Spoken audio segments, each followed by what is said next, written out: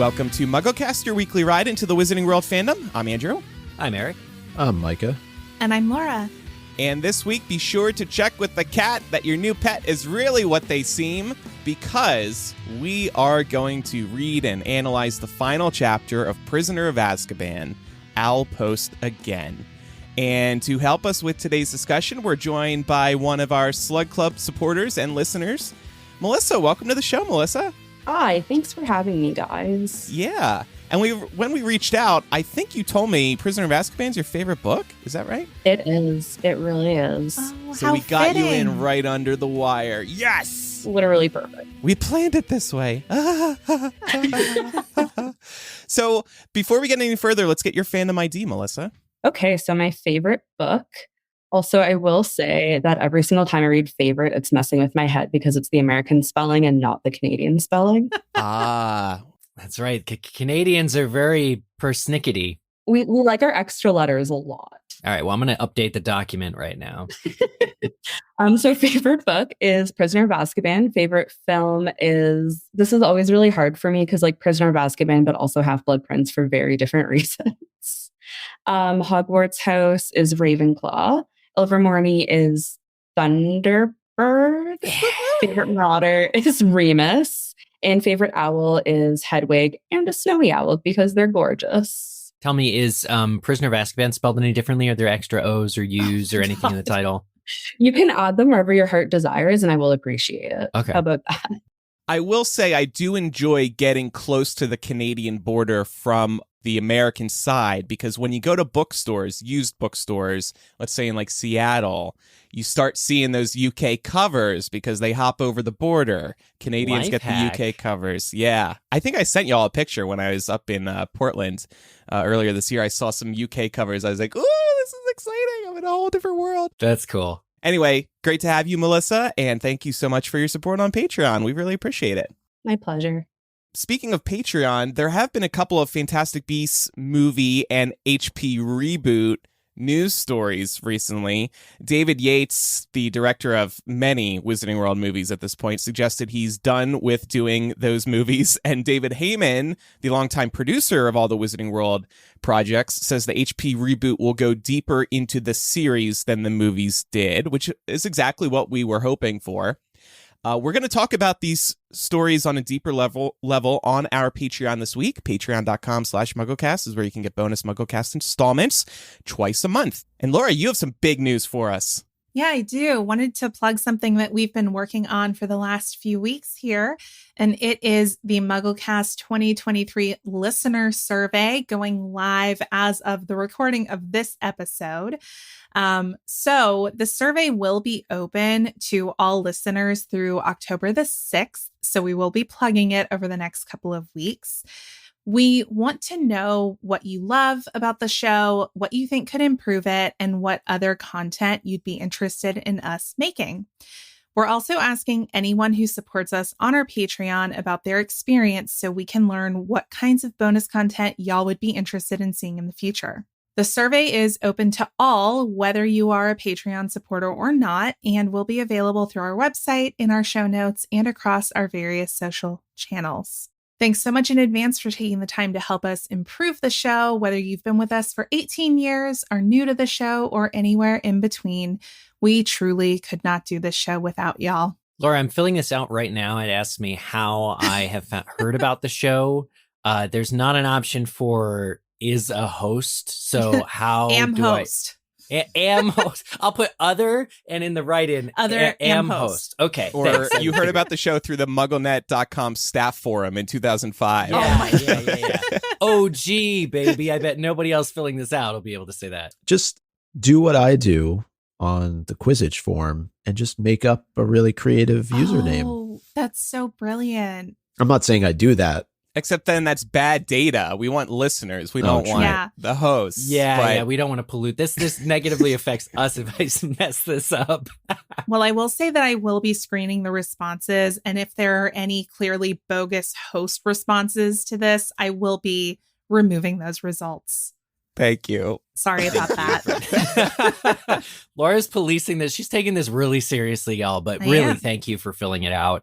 We really want to hear from you. And this will affect the future of the show. Yeah, we have ideas, so we really appreciate getting your feedback on some ideas we're kicking around. Yeah. So another update, actually, this coming week, you'll be able to hear me talking about the history of the Harry Potter fandom for 2.5 hours, or actually part one of this long retrospect. I was a guest host on the Belated Binge podcast, which is the binge podcast that does not take the series or itself too seriously. It was a lot of fun. The podcast, again, called Belated Binge, is going to be available wherever podcasts are found, but especially on YouTube. There's actually going to be a video version of it. And I just sat down, and Zach is a longtime listener of MuggleCast, actually reached out. I went back and found a very old email that he sent, back in the before times, and read it back to him on the show. But mostly it was a question about the origins of the fandom, and kind of how the different eras of Potter, based on what was happening, affected both MuggleCast and just being a Harry Potter fan. So it was actually a really engaging discussion. It was fun to kind of go through and test my own knowledge as far as what happened. But it's worth checking out. Part one will be this coming week, and part two will be the following week. We'll put the link in the show notes. Definitely check out Belated Binge Podcast. And last but not least, a reminder, year 2 of the MuggleCast Collectors Club is open now. This is the last chance for everyone to get the stickers, whether or not you are currently a patron. So make sure you fill out that form that's available on our Patreon. We introduced the Collectors Club last year, in which each year between now and 2026, we're sending 4 to 5 exclusive new stickers that celebrate the show's past and present. And we're also giving you the Collectors Club card on which you can place the stickers. It's a beautiful backing card. We absolutely love it. Year 2 stickers celebrate the old chicken soup segment. We did one with the classic iPod with MuggleCast playing. We got Hogwarts on Fire, #Security Nightmare. We got Jamie's old British joke segment, a sticker dedicated to that. And then a tier-based exclusive, either a Dumbledore's Army or Slug Club sticker. These are the only chance you can get these stickers. Available now and then never again. And then the next 3 years, we're going to have exclusive stickers as well. Melissa, are you excited about the Slug Club sticker, the slugs clinking little glasses? I'm so excited. It's actually unreal. Yeah, the designs are awesome. So pledge at the $5 or $10 level by September 22nd, and then fill out the form by September 23rd to receive this year's stickers. Thank you in advance, everybody. And Andrew, I've been working very hard on my Spotify playlist. I know you all did house themes, and I was kind of the odd person out. I didn't want to do another Ravenclaw because Laura's was so good. I did a Quidditch themed playlist, and it's coming to a theater near you sometime soon. A theater? Oh, sorry. An iPhone. A home theater. Whatever you listen to. Yeah, home theater. I'll play it through my surround sound when it comes out. There you go. It just sounded better to say coming to a theater near you. Coming soon to theaters. Yeah. Sounds good. Well, without further ado, it's time for chapter by chapter. And like I said, we're discussing the final chapter in Prisoner of Azkaban. I'll post again once more for this book. It's time for our 7-word summary. Justice Is Served by Hermione and Harry. Beautiful. Okay. Well done, y'all. Well, welcome everybody to the final chapter of most of our favorite books. It's really interesting coming off of the long sort of high that was the time travel shenanigans and the whole back half of this book with all of its ups and downs.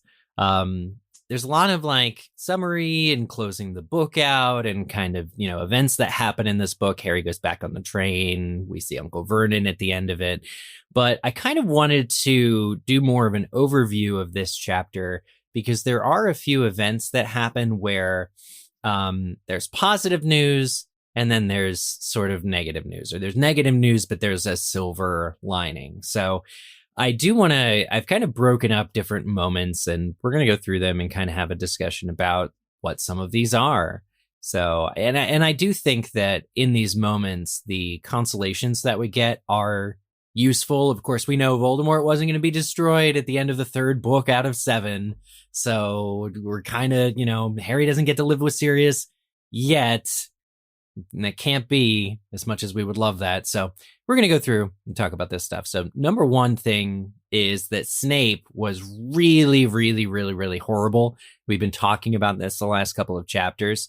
But now, like, he ultimately did not get what he wanted. And Sirius gets to keep his soul in his mouth or his body. But Snape is just really, really, really angry about it.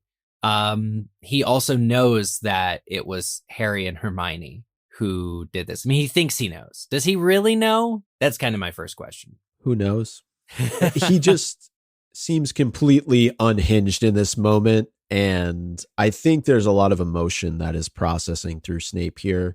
It's a combination of what we've talked about in the previous chapters, that he believes Sirius responsible for the death of Lily Potter. But then there's probably something deep down inside of him that just thinks that nothing goes right for Snape, right? And when nothing goes right for Snape or something is up at Hogwarts, Harry usually has something to do with it. Yeah. And he's really projecting his insecurities about James onto Harry as well. We see throughout the series when Snape says again and again how very much like his arrogant father Harry is. So feels very much like he's taking that high school insecurity and projecting it onto the literal embodiment of James Potter in this moment. It's funny because he doesn't need evidence, really. And in fact, he gets none. We're going to talk about Dumbledore in a minute and what Dumbledore says to Snape. But like, Snape doesn't need concrete proof that it was Harry and Hermione, because he is going to resolve to make their lives more miserable than ever. And in fact, that happens. It's glossed over blissfully, thank God. But Snape manages to even be worse of a teacher to the two of them throughout the remaining part of this school year. In fact, Harry suspects he nearly failed him from the class, and that could affect his future. I also think that Snape definitely knows it was them because they helped save the day at the end of the other two books. So it just stands to reason that they're going to help save the day again. It's interesting, that phrase "save the day," like, because if viewed from Snape's perspective, it means that he knows he's on the wrong side of it. If he's like, oh, these two saved the day. But like, I think that he really does feel outwitted by them, and the culture of the environment is very permissive of them to be better than him in this moment. I think he does have an inkling that he's kind of on the wrong side of the argument here. He still thinks that he should have his way. So enter Dumbledore, who I kind of see in this chapter as like really stoking the flames, particularly for Snape's anger. He says, well, there you have it, Severus. Unless you are suggesting that Harry and Hermione be able to be in two places at once, I'm afraid I don't see any point in troubling them further. And it's like, okay, hang on now, because Dumbledore literally is like upping the ante and saying that if Snape can prove that Harry and Hermione, or has any idea how Harry and Hermione might be in two places at once, then there would be some kind of foundation to his argument. But because Snape apparently doesn't know about the time turner, he can't do that. Still, this is very interesting baiting from Dumbledore, isn't it? Because how secret is Hermione's time turner from the rest of the staff? It's such strong baiting. It's like shockingly risky. It's like, what? Unless there was a way. I mean, there's no way, right? You wouldn't know of any way. But unless there's a way, which, come on, there can't be a way, right? It just, it's like, I was like shocked. I mean, at any point in the future, this could come up. A throwaway line from another teacher, whether Professor Vector or somebody that Hermione like had to like, you know, rush and was late to their class. Like, it could easily be spilled that Hermione had a time turner in year 3. And if it does, Dumbledore's going to have a severe like Snape problem, but he couldn't resist having the fun. He really couldn't. And it just stands to reason that the other professors, at least some of them, would have to know, right? To your point, Eric. And given how much work we knew went into getting Hermione this time turner from the ministry in the first place, feels risky to be doing this in front of Fudge too. Yeah, because presumably, I mean, somebody at the ministry signed off on this 13-year-old being the only person ever to have a time turner for classwork. getting this time turner. And now Fudge is there. And Dumbledore is saying that the reason that, you're wrong is because we can't prove somebody was in the, two places at once. It's almost like Dumbledore's trying to have a fun inside joke moment with Fudge. Like, unless you're suggesting that Harry and Hermione are able to be in two places at once, then he turns to Fudge and like winks. I don't see how it could have happened. I don't know. You also had a point about Fudge, Andrew. Yes. So when Snape storms out, you read this dialogue back, and it's interesting once you get to Snape's backstory later in the series. So the quote I'm referencing is, "Fellow seems quite unbalanced," said Fudge. "I'd watch out for him if I were you, Dumbledore." And then Dumbledore says, "Oh, he's not unbalanced. He's just suffered a severe disappointment." And of course, he suffered a severe disappointment in this moment. But once you get through the series and read this back, it almost reads like Dumbledore is dropping another little Easter egg type of hint here when it comes to losing Lily. Yeah. So just a thought that crossed my mind. And maybe crossed Dumbledore's mind in that moment, too. It is interesting because it reads as funny in this moment, right? Like, oh, he's just having a little temper tantrum. He'll be okay. Yeah. But actually, it's a lot deeper than that. He's minimizing. Yeah. Yeah, I kind of think I look at it a little bit differently, but I sort of feel like this is one of those times where Dumbledore put Snape in his place. And he's basically like, trust me. You have to trust me. I'm telling you that I'm involved in this. So back off. And it's kind of like Snape knows that he has to listen to Dumbledore. And I think that this is one of those moments that kind of shines through early on in the series, if that makes sense. I think you're right, because Snape's actions immediately following this undermine Dumbledore and make life difficult for Dumbledore as much as they do for Lupin or anybody else. Dumbledore doesn't want to have to again look for a defense against the dark arts teacher. So Snape's retaliation against Lupin could also be seen as him bucking the system and kind of causing havoc wherever he can, since Dumbledore did put him in his place. So that makes sense to me.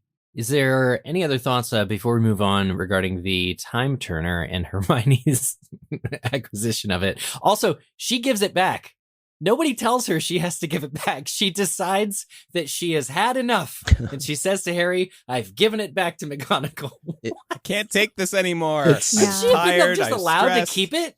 That is a good question. It's another example, though, of Hogwarts being a security nightmare, right? They're not.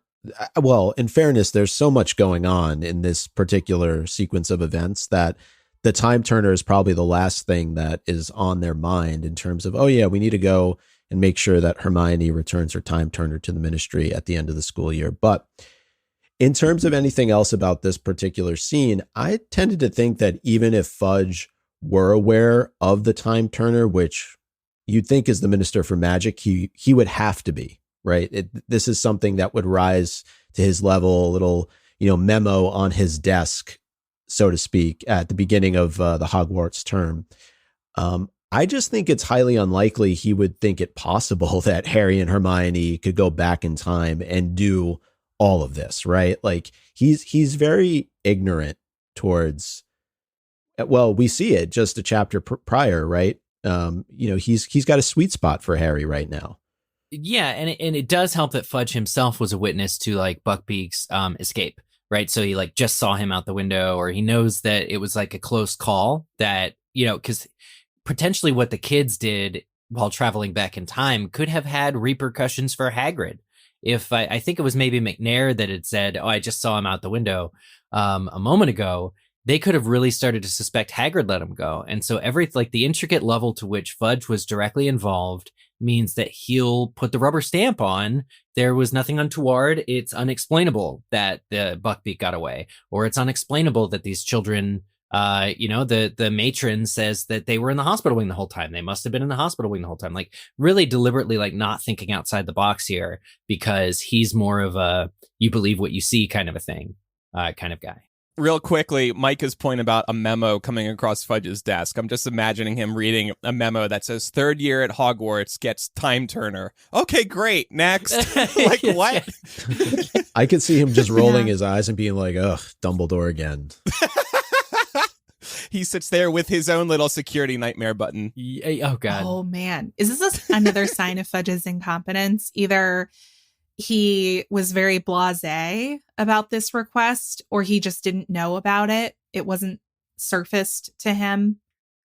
It's possible. This whole thing, it's funny because as we've gone through this book, we've totally destroyed any credibility of Hermione getting this, but I love that she has it. It's my favorite book for a reason, and a lot of that has to do with the time travel aspect. So like, it doesn't really make any sense, but it works so well for the plot. I just have to be like, okay, I don't know. I don't think less of Fudge. I'm glad she got it, but it is funny that she is the person that hands it back. Like she says to Harry, I've gone and given it back. Unbelievable. So the next setback or bad news, we talked about this a moment ago. Lupin is not going to be able to teach next year. This is because Snape storms off out of the hospital wing, and the very next morning at breakfast lets slip that Lupin was a werewolf. And it's a sad moment. Harry immediately has to go and talk with Lupin and kind of, really catch up and say his goodbyes. But as sort of a silver lining, Lupin says, because I'm no longer your teacher, I no longer need to confiscate this highly dangerous Marauder's map. So here you go, kid. And that just feels right. It feels right. It's a passing of the torch, so to speak. Yeah, and I think not only is it a way for Lupin and Harry to maintain that connection, it's a way for him to stay, in a way, connected to his father, right? Prongs is always with him. And I think that is kind of a nice moment for Harry here with Lupin in his office. And that's a huge theme in this chapter, Prongs always being alive in Harry. So we see examples of that come a little bit later, but it is one of the bittersweet, I think, parts of this chapter. Like you were saying at the lead, Eric, there's a lot of happiness and good news that we get, but there's also this bitter twist to it, because we ultimately know what it all means for Harry's future, which is more of the same, having to go back to the Dursleys every summer, having infrequent contact with his newly found godfather. So it's a little rough still.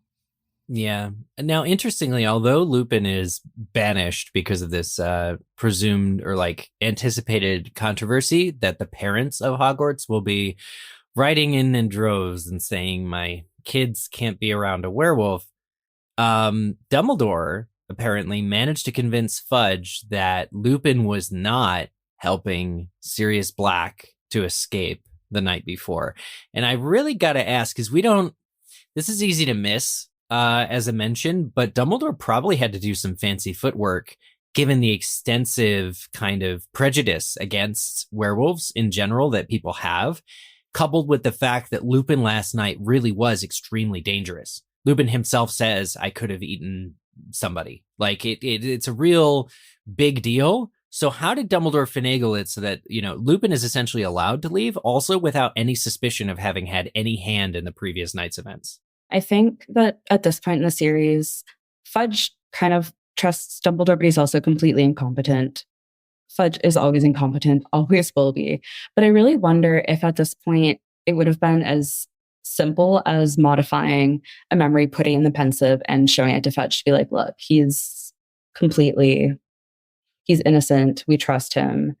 And, and then what really this made me think about was whether or not Dumbledore would be more adept at modifying memories than someone like Slughorn.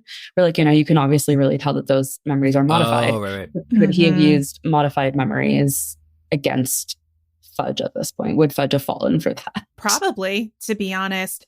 Even if Dumbledore didn't do a great job of modifying the memories, which I agree with you, Melissa, I think he would probably be very skilled at it. I don't think Fudge would be able to tell. He's not competent enough to be able to tell. No. So it would be pretty easy to pass something like that by him.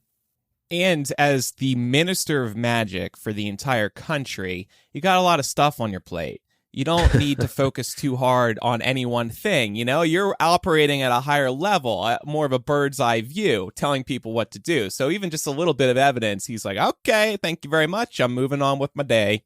Yeah. But still, this is the years-long search for Sirius Black, so I would think he'd be more personally invested in who might have been a co-conspirator. I realize we only have one chapter to wrap this book up, and maybe that's kind of why these pieces fall into place so nicely.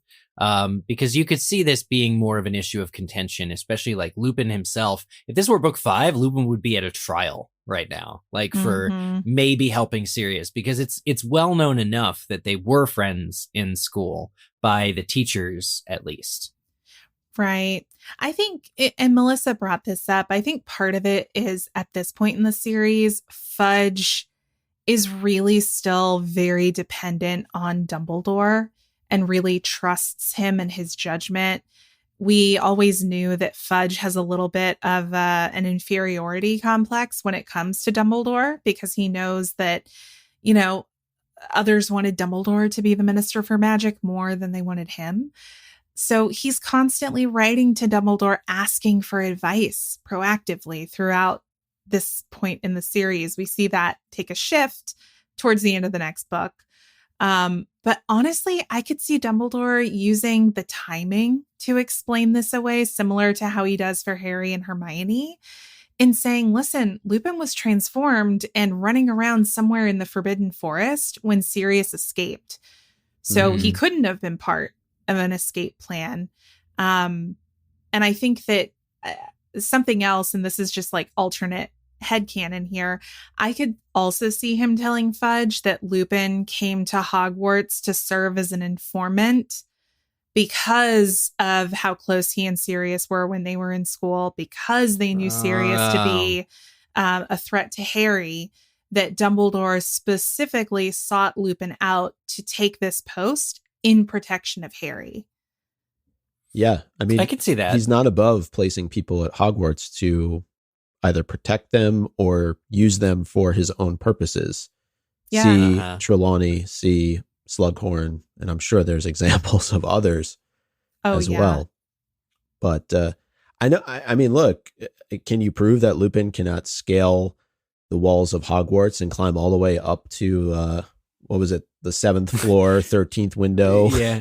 And release Sirius? But that's actually my point is, and this goes to the lack of just investigative work the ministry does. There's no evidence, even if Fudge was to look to charge Lupin, there's no evidence anywhere throughout the entire school year that Lupin aided Sirius Black in any way, shape, or form. Yeah. Also, we have to remember that Fudge is extremely driven by optics, and he has an optics problem here with the Dementors, because if you start digging into who was part of the grand Sirius Black escape plan, it also bubbles to the surface that the Dementors literally tried to attack students and suck their souls out. He's not going to want to have to deal with a ministry inquiry about that, and we never see that happen. So I think, to protect himself and his position and perception of his integrity as minister, I think this all gets swept under the rug for the most part. You can't obviously sweep the whole Sirius Black escaping under the rug bit, but when it comes to the other events of the night, a werewolf getting loose on the grounds, the Dementors attacking students, that's not something that Fudge is going to want to get out there. Sounds like a normal Friday night at Hogwarts, honestly. Yeah, it really does. There's your title, Normal Friday Night at Hogwarts. But honestly, yeah, what you're saying, Laura, makes a lot of sense. And at least nobody died. Like, by the grace of God, nobody was eaten by Lupin or attacked by Sirius Black. It's got to be weird that Sirius, whatever his mission is presumed to have been by Fudge, he abandons it and just kind of goes on the run the next 2 years. What does Fudge make of? Because I don't think he's heard about like the Peter Pettigrew theory. So like, it just is weird because all of a sudden Sirius Black is no longer coming towards Hogwarts. They kind of have to do some kind of explanation as far as that goes. And I think that's really an interesting point, that whole storyline just kind of falls by the wayside after being such a focal point of the third book.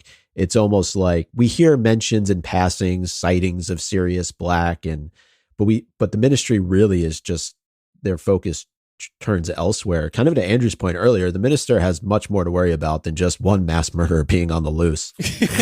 Well, and we're kind of privy to, not to say they start next year or start around this time, but we're privy to, in book 4, the world really opens up a lot more. And not even just talking about the other schools of magic, but the Bertha Jorkins disappearance is like a hot topic of conversation for obvious reasons. We know it directly relates to Voldemort's return, but the idea that the ministry has a lot going on and is failing to not just catch a murderer, but their staff is going rogue, like MIA, completely unexplainable.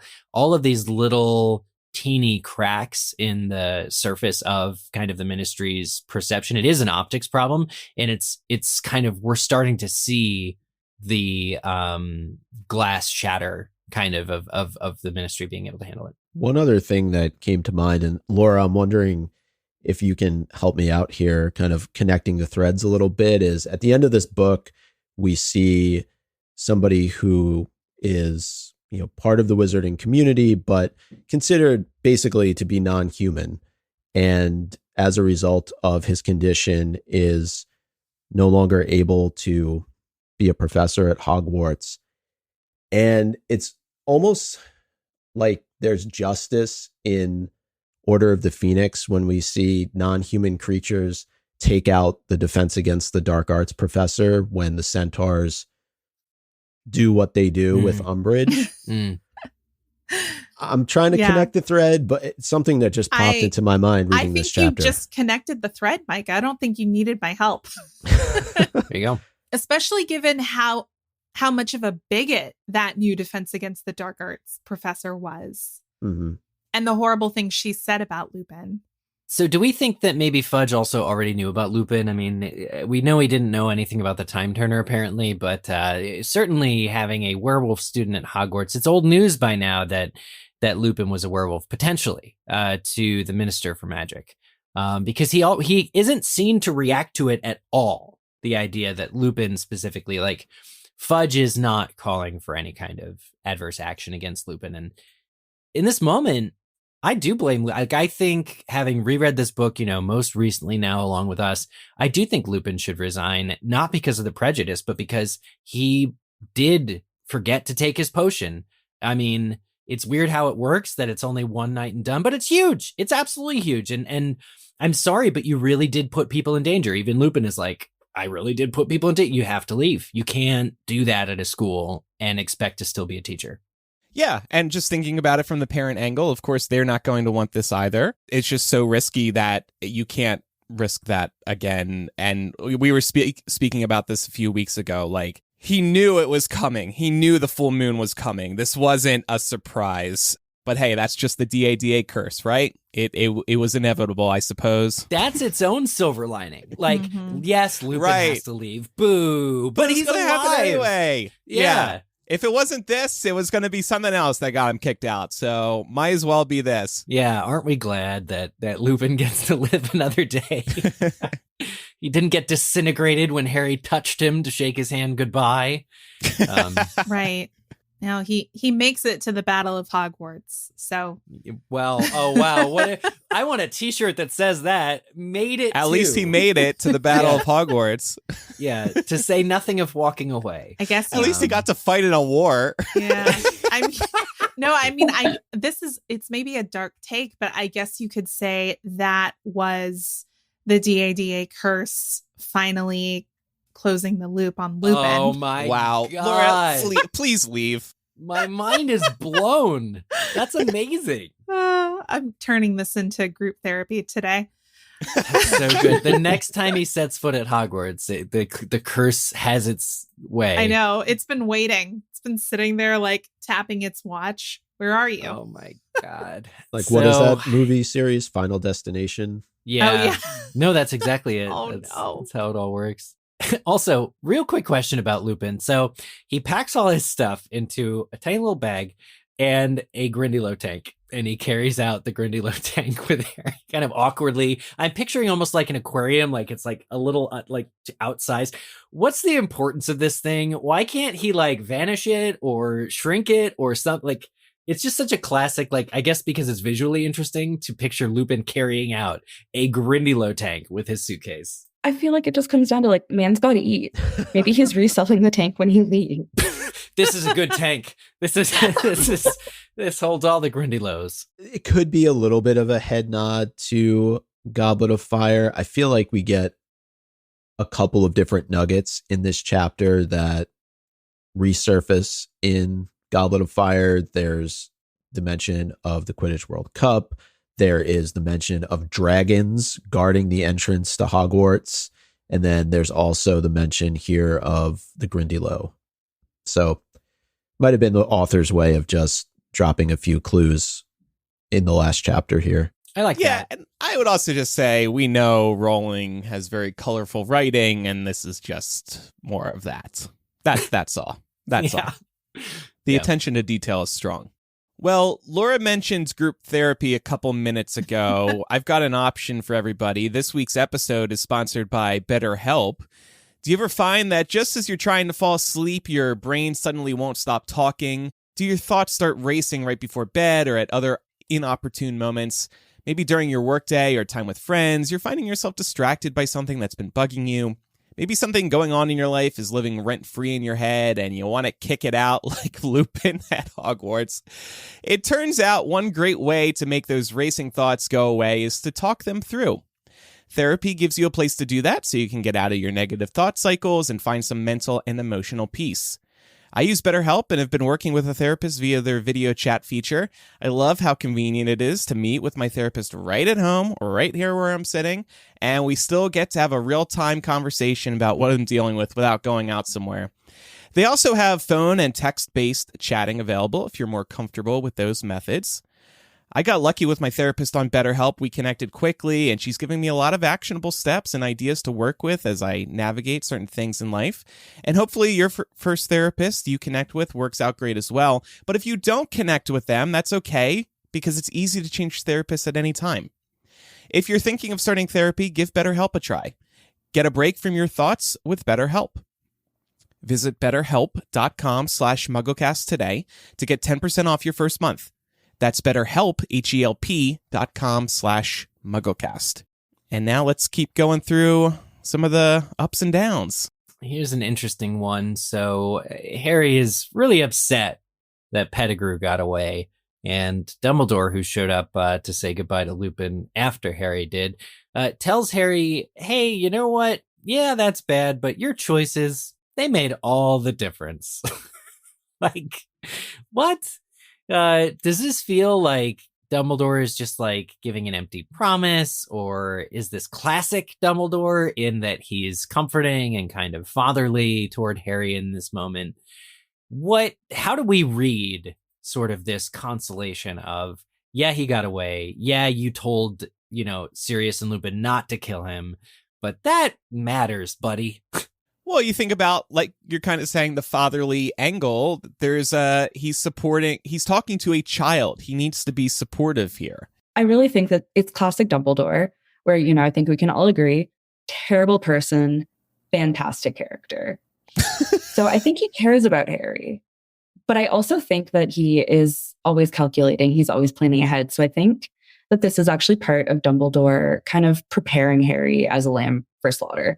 I think he's trying to, as a young man, he is realizing that he has to help build that confidence in character that Harry will eventually need in order to kind of sacrifice himself as the last Horcrux. Wow. That's pretty deep. I think also this is an important contrast between Harry and Voldemort. Dumbledore has this conversation with Harry later in the series, but Harry is doing the exact opposite of what Voldemort would do in this moment. And that is what matters. That is the power that Harry has over Voldemort. It ties back into what Dumbledore says, the famous quote, "It is our choices that determine who we are, not how we were born," or something to that effect. So I think this is an early distinction being made between Harry and Voldemort as characters, which we know matters because the two of them end up having so much in common. That's a really good point. I will say the one thing that I actually like about the Prisoner of Azkaban movie, and the movie has grown on me over the years, so I'm not completely crapping on it in this particular moment. What I did really enjoy about the movie was that it's actually Lupin that delivers many of these lines to Harry. And I think they feel, kind of to your question, Eric, they feel more authentic coming from Lupin than from Dumbledore, right? Because we know the relationship that Lupin and Sirius have. So when he says, you helped uncover the truth, you saved an innocent man from a terrible fate, he's talking about one of his best friends in this moment. For Dumbledore to say it, it just seems a little bit out of place and out of character for him in this moment. I'm not saying that Dumbledore doesn't care about Harry. I think he does on some level, but he cares more about the greater good and his own objectives, as we see play out later on in the series. I'm just curious what you all think about that. Yeah, well, I know that we have, so at the end of the next book, there's this classic moment, this gleam of triumph that Dumbledore has. And it's when he finds out that Voldemort used Harry's blood to build his new body. But there's not that same kind of moment here when Dumbledore kind of goes into a little bit more and you're like, well, what do you mean that this was a good thing, Dumbledore? And he tells Harry that Pettigrew owes his life to you. You have sent Voldemort a deputy who is in your debt. When one wizard saves another wizard's life, it creates a certain bond between them, and I'm much mistaken if Voldemort wants his servant in the debt of Harry Potter.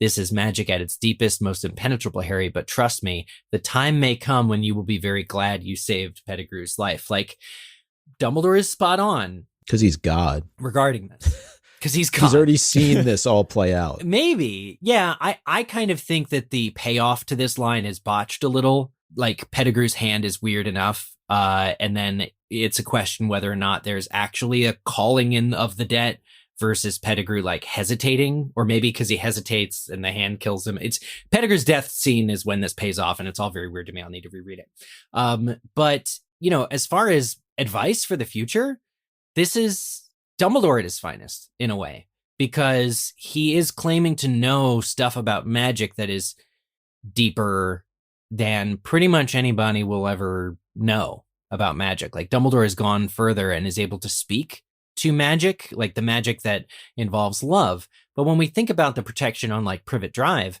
you know, that's actually really the level of magic that Dumbledore's talking about here, is the fact that there's somebody in Harry's family that's able to, you know, and that ends up concealing Harry for so long. So I guess nobody else is qualified to speak to how big a moment or how big a deal Harry's sparing Peter was than Dumbledore. So it does make sense, I guess, that this comes from Dumbledore.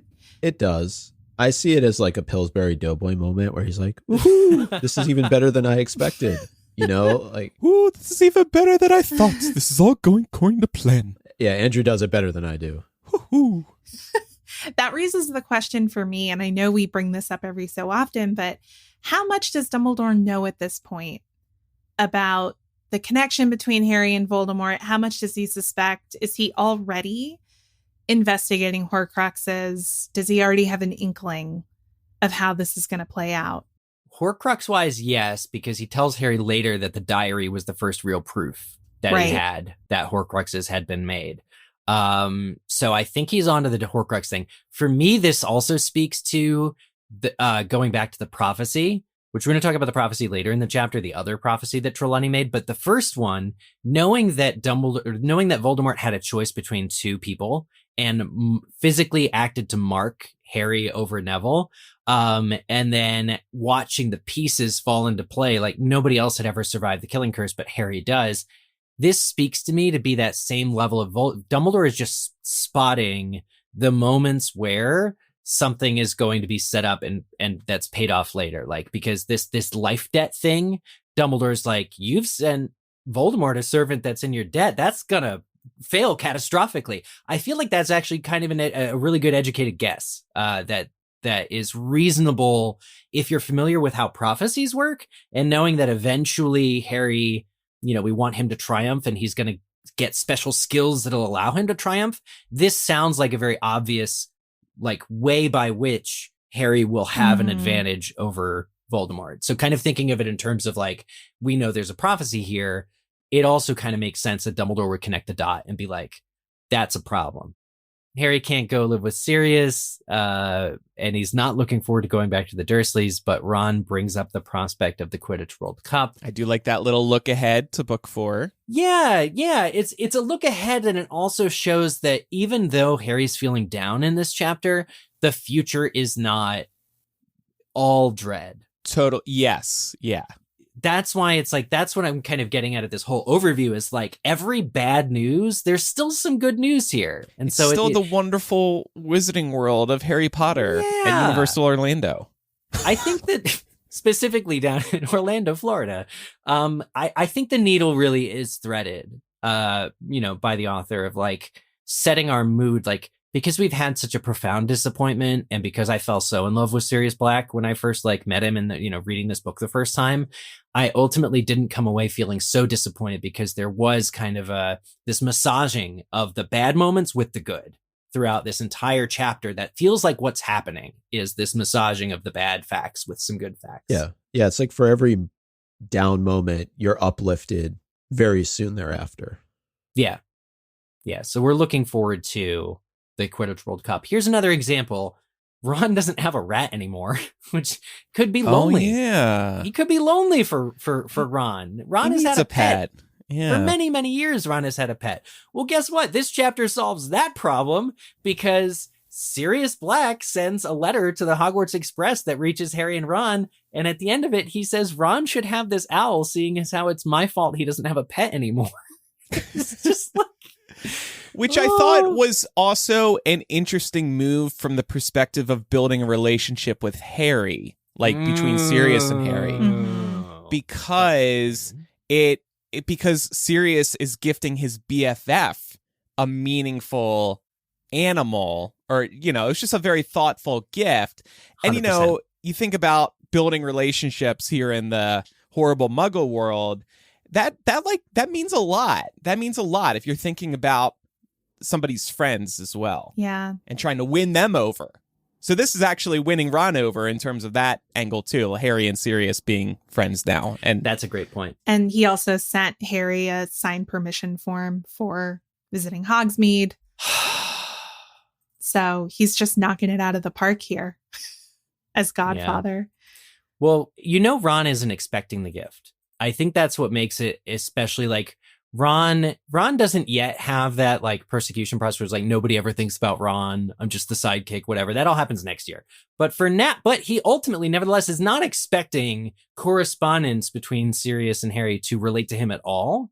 And he's given this wonderful gift. Like it's genuinely thoughtful. Yes, it's like strategically serves him to give it, but I think it matters. I think it really does. Like Ron has already, I think over the last chapter, been kind of coming to the realization that Sirius is a good person.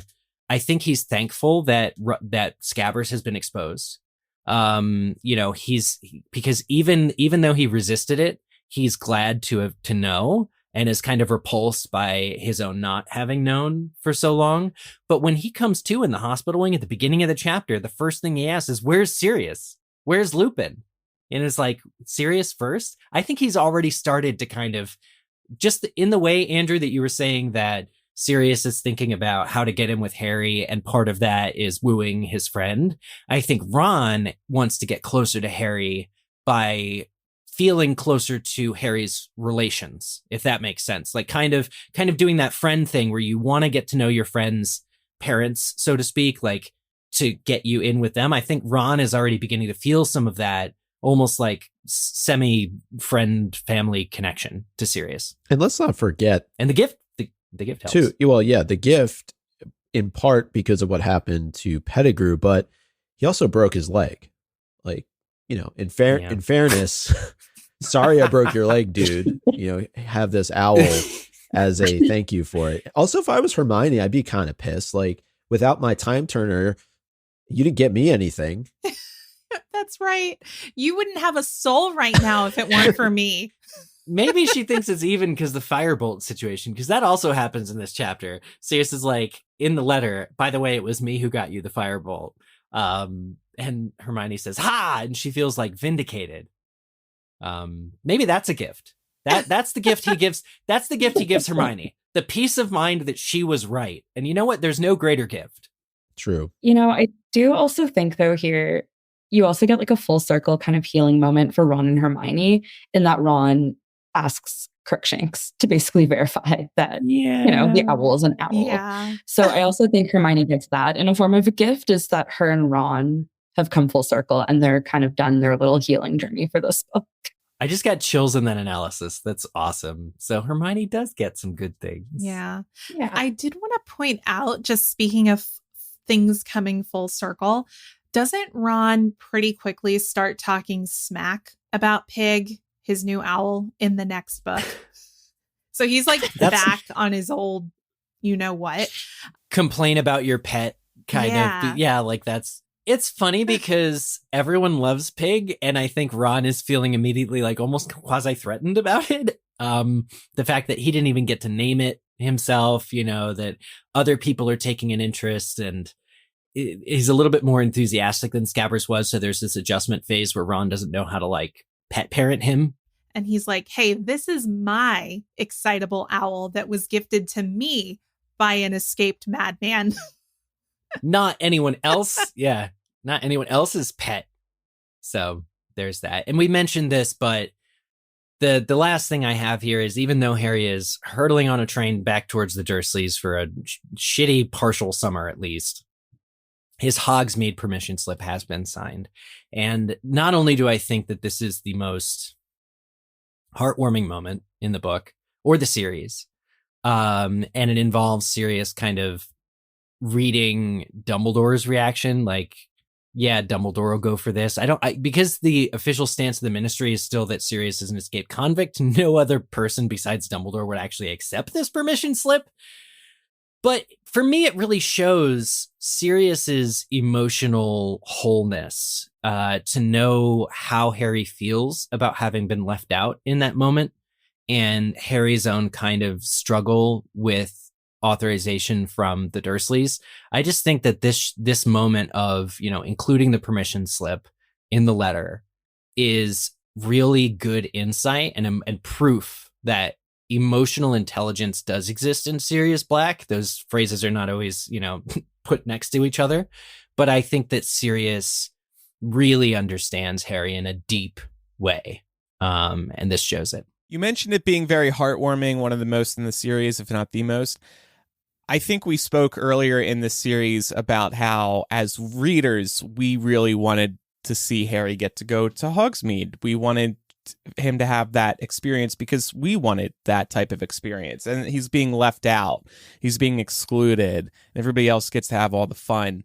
So for him finally to receive a permission slip that to the reader just like makes a lot of sense, that is family giving him permission to go, it's just so vindicating as a reader too, because in a way you get to go to Hogsmeade as well, so I still remember reading that. Us at the end of the day, not about Harry.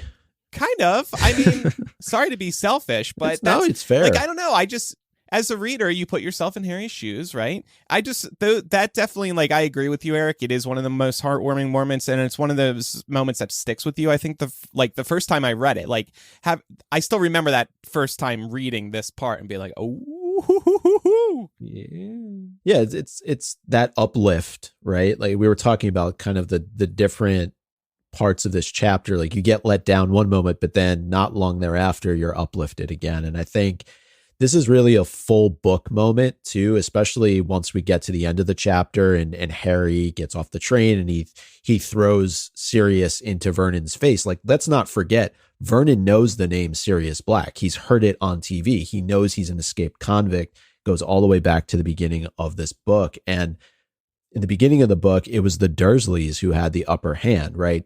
Vernon, Petunia, Marge in particular. Now, chapter 22, here we are. Harry has the upper hand going back home to Privet Drive because he can dangle Sirius above the Dursley's head.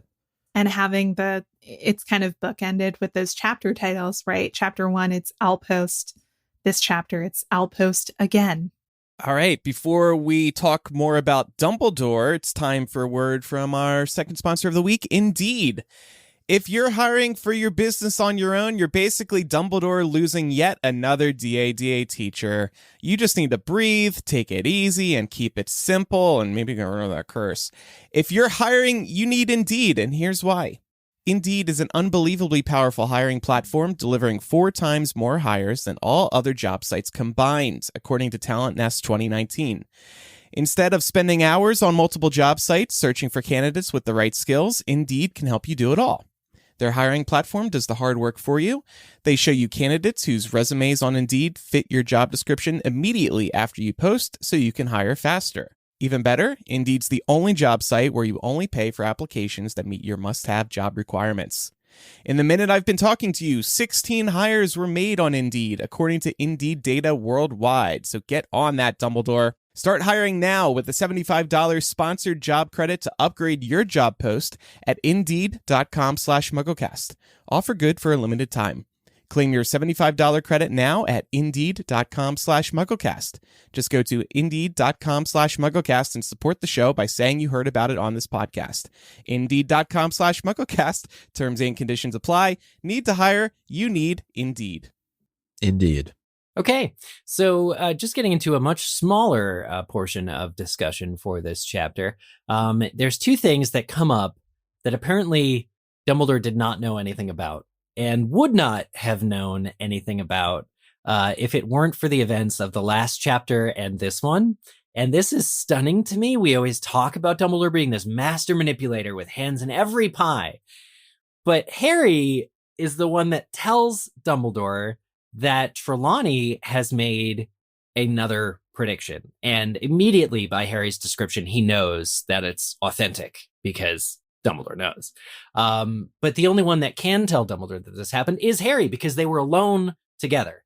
So that's why Dumbledore didn't know. However, it's just really interesting that this bit of information catches Dumbledore like it is the Pillsbury moment. He's like, ooh, another prediction to deal with. What? And I wonder if he then is going to go interview Trelawney or try and figure out like what more detail about what it was. I was actually just thinking about this, that kind of something that would be interesting is like, does Dumbledore secretly extract this memory out of Harry so that it can then like, go to the Hall of Prophecies? Ooh. Or does he just kind of rely on Harry's memory of it? Yeah, like, does he ask, because he doesn't ask for it like word for word. He actually plays it really chill. Dumbledore's just like, oh, I do believe that was the second real prophecy she's ever made. Haha, perhaps I should give her a raise. Haha. But he's doing further investigation. He's got to like, I thought it was one of the Unspeakables that's recording the prophecy. Like somebody's standing by at the Hall of Prophecy with like a radio transmitter and it's just like transcribing that's what I always imagined it was, because you can't get it from Sybil. She doesn't remember doing it. So how is that prophecy then like officially recorded?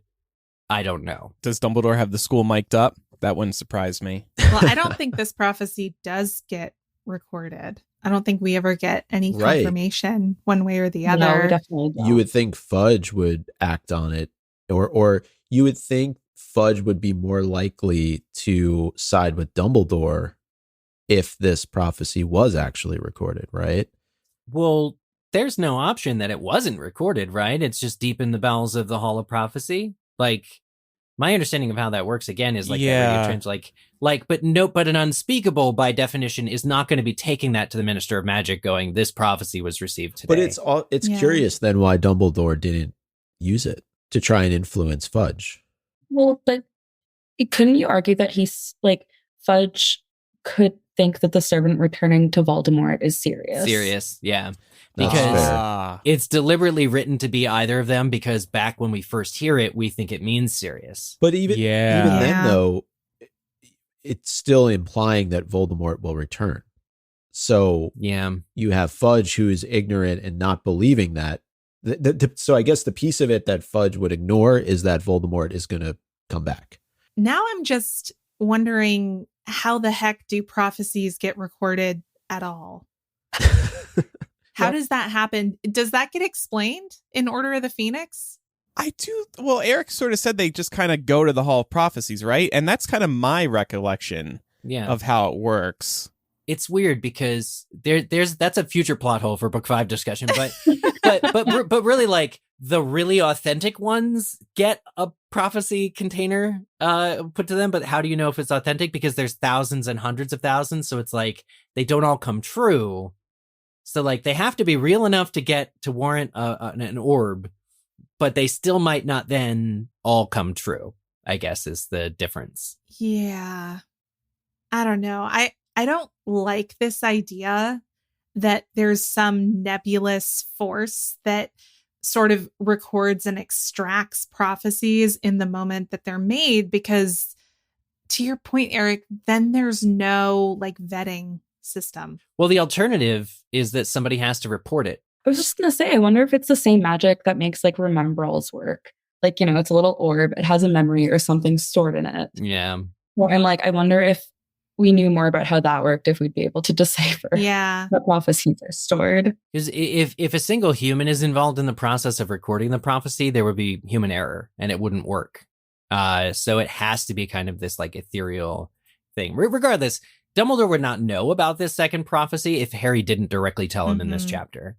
So that to me is really interesting. And I think that although Dumbledore jokes about giving Trelawney a raise, if I were Dumbledore, I would actually be like really excited to know, first of all, that Trelawney can still do it, that she still, you know, there's a reason.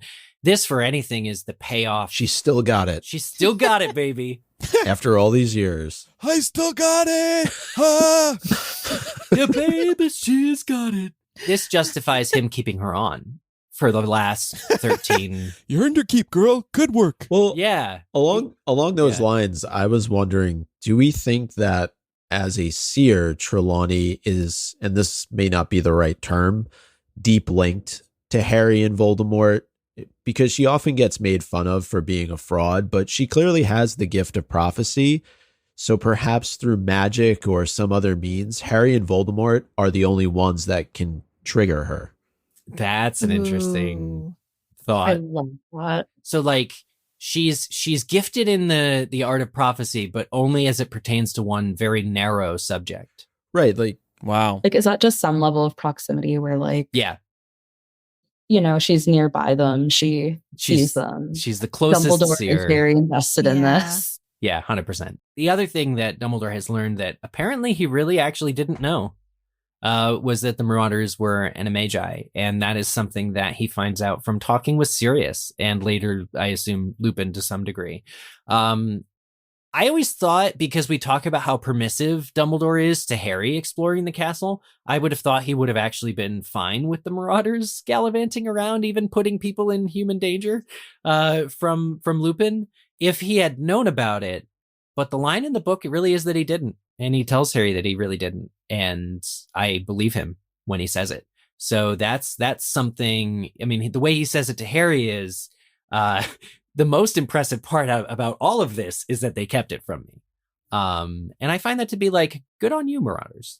Yeah, I find it curious, given the fact that the Marauders were not exactly discreet about any of this when they were in school.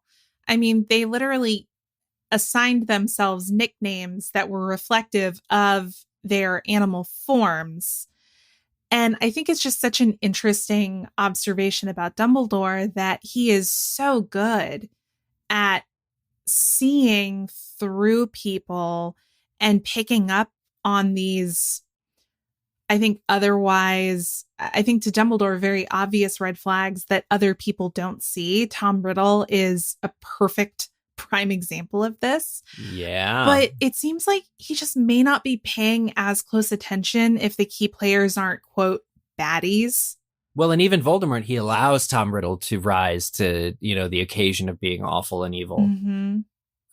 And that demonstrates some level of failure somewhere down further along the line. But yeah, Dumbledore, when you were saying that, Laura, I thought Dumbledore is a human mirror of Erised. Yeah. Like, he knows what the desires are of pretty much everybody near him and is constantly like using that info to manipulate them.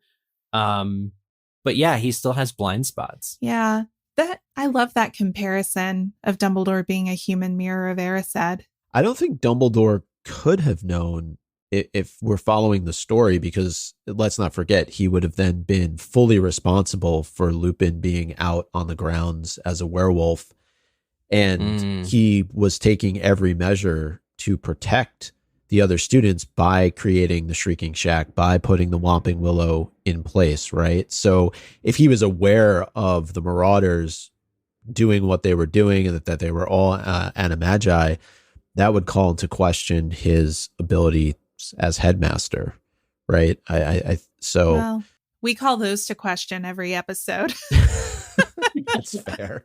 But, you know, Andrew shared that note we got on Slack, and I'm trying to be a little bit nicer to Dumbledore. You know, I appreciate that. I received a text message from somebody who listens to the show. His name is Lucas, and he's been concerned about this before. Should I read it real quick? Yeah. He said to me, I would love for the rest of the panel to be challenged at some point to actually like Dumbledore again. I can't take all the Dumble hate. He's my favorite, and they take all the fun and whimsy out of him.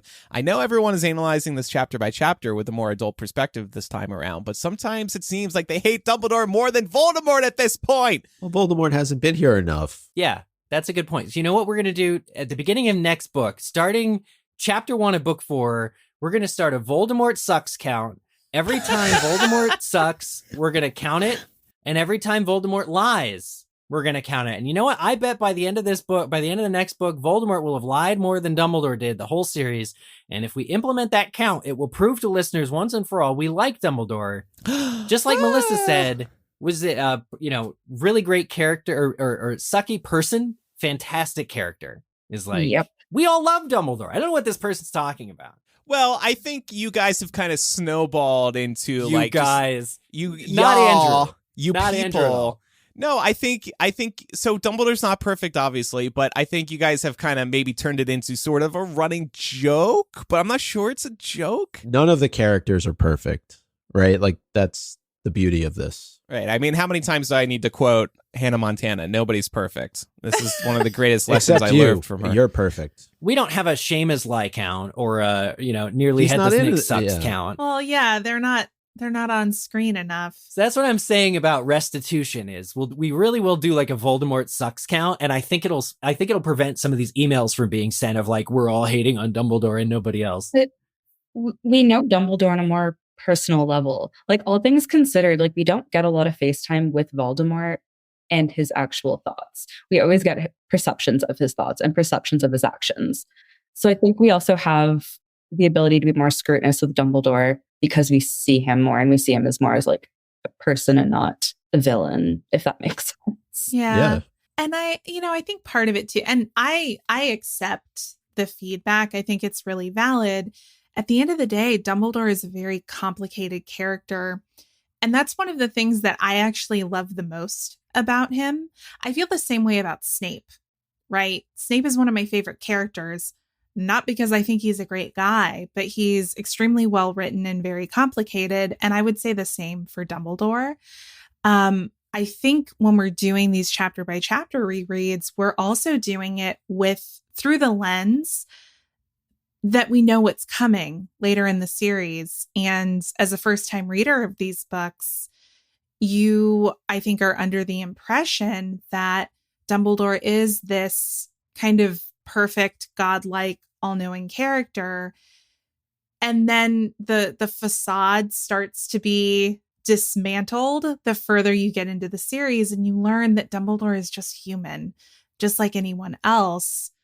I think a well-intentioned human, someone who at the end of the day got things right largely, but there are a lot of imperfections. And I think it's a really interesting point of conversation to look at those, given the stature that Dumbledore has in the wizarding world, especially if we're comparing and contrasting him with figures like Grindelwald, like Voldemort, who are equally matched in terms of magical ability, but on completely different moral pages. Yes. Goes back to our choices.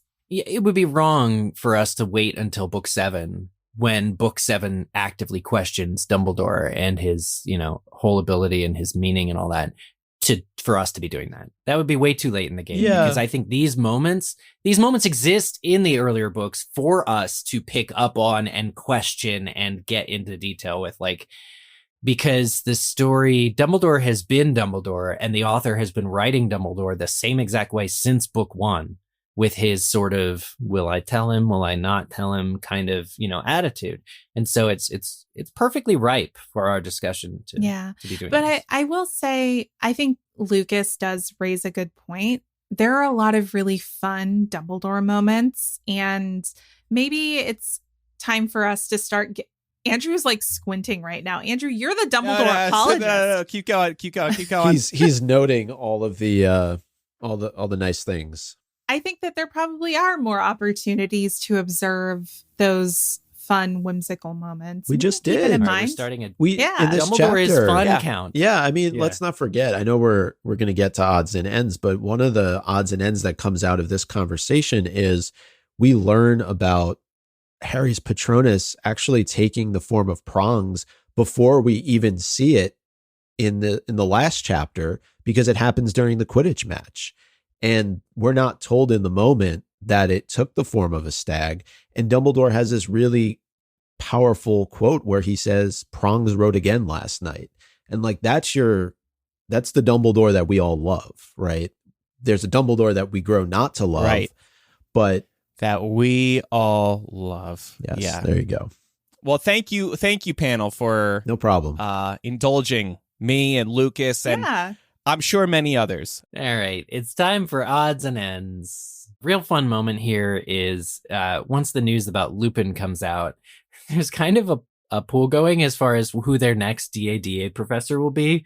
I think it's Seamus Finnegan who jokes, what if it's a vampire? Like the idea that the kids are picking up on Hogwarts being a security nightmare is always very funny and entertaining. And they're like, what dangerous person could they possibly ascribe to us next? It's just a very fun moment, but they're not wrong in a way. I mean, I think an ex-Auror is pretty much as badass as you can get, to be honest, about like the stakes getting higher every chapter or every book. There's also a brief moment where Percy gives Ministry vibes, and he talks about what he would do once he works for the Department of Magical Law Enforcement. And I just think that that's comical given where he ends up in the not too distant future. That's a good point. And this one's from Meg. Harry's sitting down by the water and lamenting that he doesn't get to go and live with Sirius, apparently is reflective of a moment at Order of the Phoenix where Harry sits by the lake after Sirius has died and reflects on the fact that he doesn't have Sirius anymore. Oh, what a great catch. So very, very sad, but incredible connection. Great catch, Meg.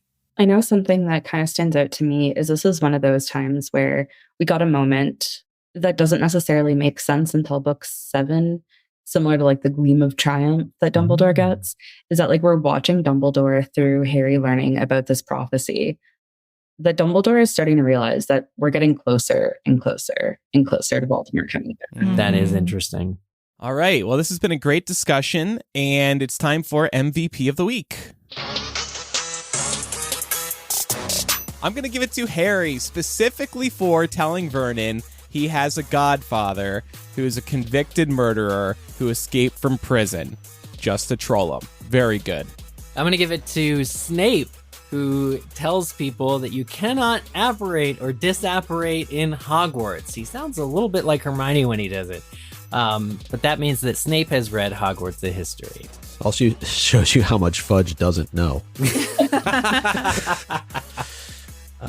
I am going to give it to Santa Sirius, just throwing gifts all around this chapter, from Hogsmeade permission slip to Pidgewiggin to, as you said, Andrew, giving Harry something to hang over Uncle Vernon's head for the entire summer, and also mentioning the fact that he sent Harry the Firebolt back in the earlier part of the year. So Santa Sirius gets my MVP.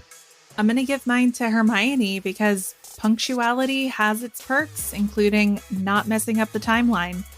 And I'm giving it to Remus because he managed to wander the Hogwarts grounds as a werewolf without eating anything or anyone.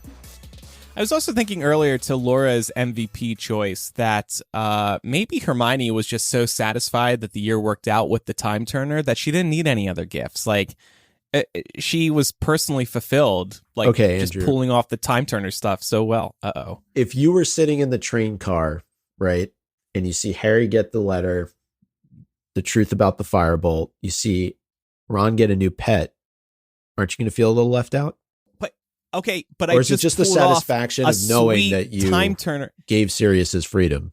Oh, well, no, there's that, but I'm also just so relieved the whole time turner situation worked out. Like, phew, thank God that's all over. Yeah. I don't know. That feels like a good gift to me. I don't know. I feel like if we were talking after this happened and you had experienced that, you would feel a little left out. Like if I gave presents to everyone on the panel here for the holidays and I didn't give you a present, you would feel left out.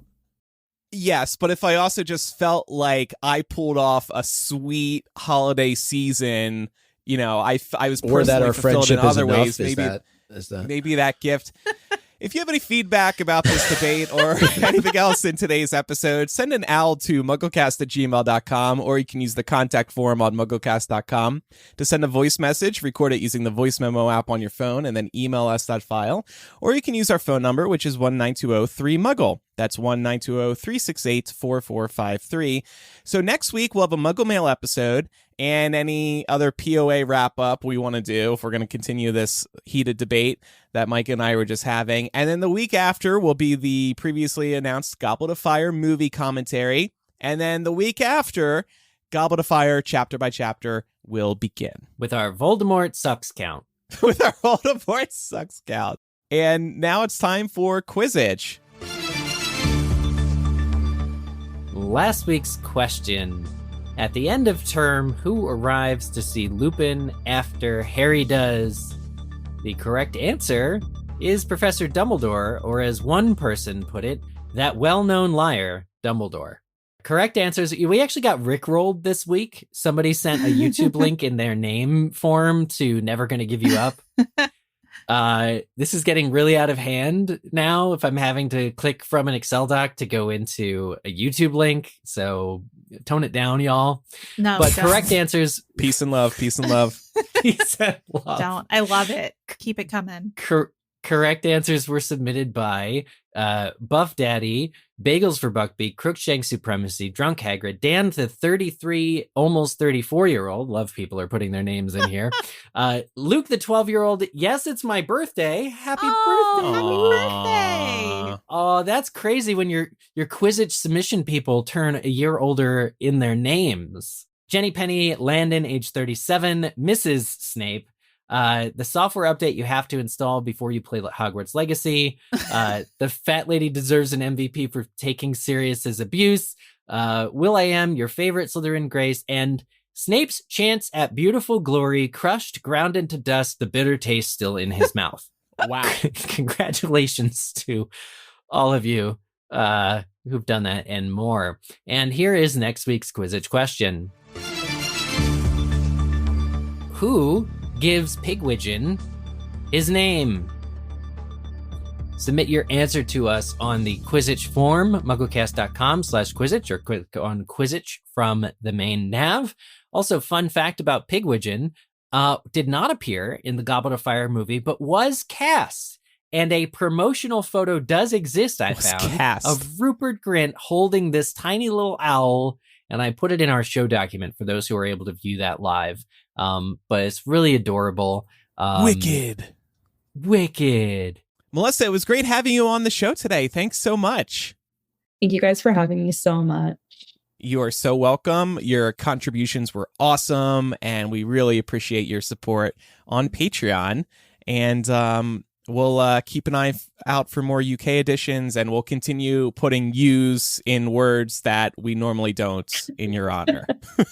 I appreciate that very much. If you want the opportunity to be a co-host on MuggleCast like Melissa was today, you can join our Patreon, patreon.com/MuggleCast, and become a Slug Club level patron.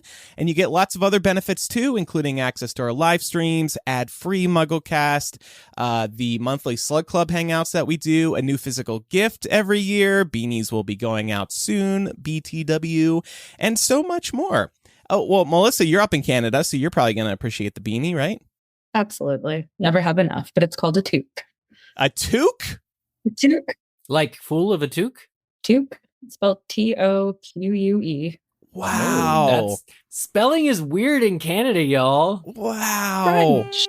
We borrow from the it's French French. and the British. Oh, I was right, gonna. right, I right. feel like we don't get to make those statements, Eric, because we're the ones who made changes to the way we spell when we separated from the British. We were like, we're gonna take all the U's out. We're gonna drive on the other side of the road.